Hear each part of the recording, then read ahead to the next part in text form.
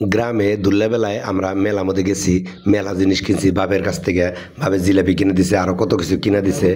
এই যে একটা মেলা, এটা হলো ঈদের দিন আঙ্গো গাডাইল বয়েজ স্কুলের সামনে এরকম একটা দোকান বহে, দেখুন কতগুলা দোকান, কত কিছু পাওয়া যায় সব দোকানের মধ্যে। আর দেখুন কত খেলনা, কয়টা নেবেন? পোলাহান নিয়ে গেলে মনে করুন যে আপনি না কিনে দিয়ে নিয়ে হবেন না, মনে করুন না কিনে দেবেন, হাতে হাতে মনে করেন দুলার মধ্যে দেবো গুড়। এই দেখুন কত কিছু ঝুলাই ঝুলাই রাখছে। আসলে ছোটোবেলায় যখন বাপের হাতে গেছি তখন কত যে খুশি ঠেকছে। একটা চানাচুর কিনে দিছে, জিলাপি কিনে দিছে, হাতে দুইটা দিছে, খুব মজা লাগছে।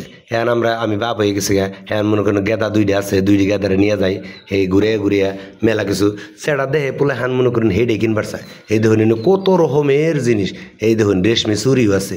এই চুরি যদি গ্রামে নিয়ে যায় তাহলে দেখুন কত মাসে যে কিনবার চায়, মেয়ে মানুষ ভিড় করে। এই দেখুন কত রকমের খেলনা, আরে কত রকমের জিনিস গো।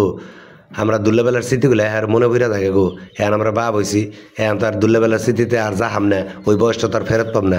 কিন্তু এই যে পোলাহান্ডে যখন নিয়েছি দেখে দেখে কত কিছু মনে পড়তেছে।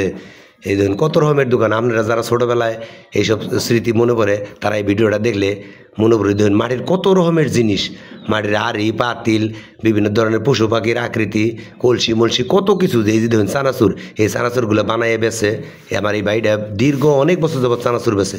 এই দেখুন মাটির, এই দেখুন কত জিনিস, মাটির ব্যাংক আছে, আরও কত কিছু আছে, পুতুল মুতুল খরগোশ, কত কিছু, আপটি ঘোড়া, কত কিছু যে বানাই থইছে। আহারে গো, সেই দিনগুলা মনে পড়ে এখনও খুব কান্দা হে গো।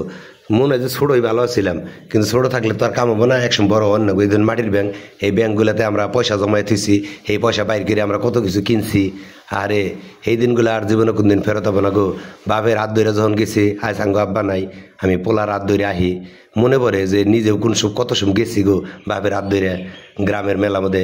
এখন তো আসলে গ্রামের মধ্যে মেলা বহে না, এখন উৎসব টুৎসব আসলে মোটামুটি প্রায় ফুরিয়ে গেছে বললেই চলে।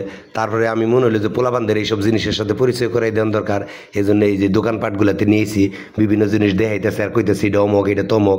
আসলে তা আমাকে পোলাহান্ডের খালি আমরা বই পড়াই, মোবাইল দেখাই, কিন্তু গ্রামের এইসব ঐতিহ্যের সাথে কিন্তু আমরা আঙ্গ পোলাহান্ডে পরিচয় করাই দেয় না। এটা আঙ্গ বড় দোষ।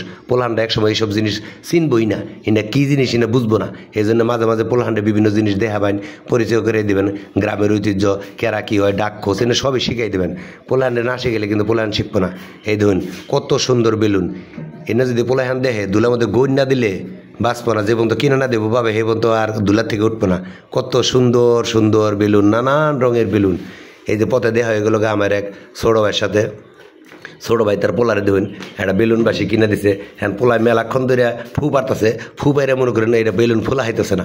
পরে অগত্যা কি আর করবো, একটু পরে দেখলাম যে আমার ওই ছোটো ভাইয়ে গেদার হাত থেকে ওই বেলুনটা নিয়ে তারপরে এই মুখের মধ্যে দিয়ে দেখুন ফু দিছে, এই যে ফুলে গেছে।